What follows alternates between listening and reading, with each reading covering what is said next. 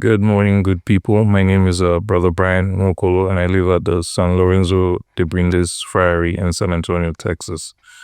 As we enter this season of Advent, I would like to extend the invitation to you to ask the Holy Spirit for the gift of piety.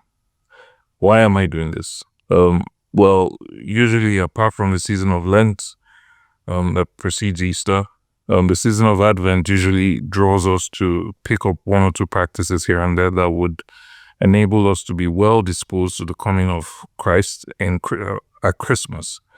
That is good. We should be doing that as Christians, right?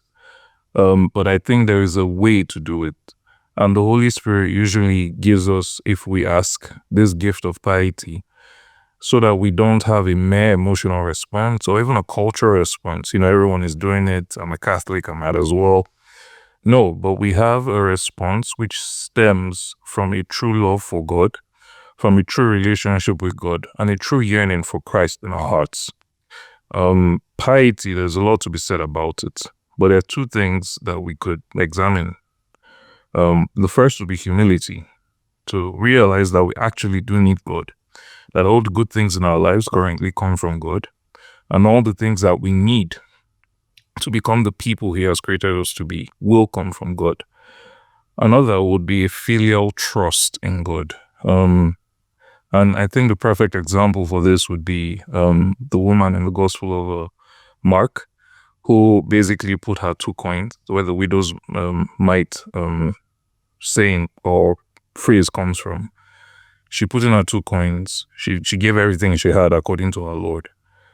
And I think that's what the gift of piety actually moves us to do. We have this filial trust in God, knowing that we're completely making ourselves available in these very, very difficult times, in spite of our schedules, in spite of our responsibilities.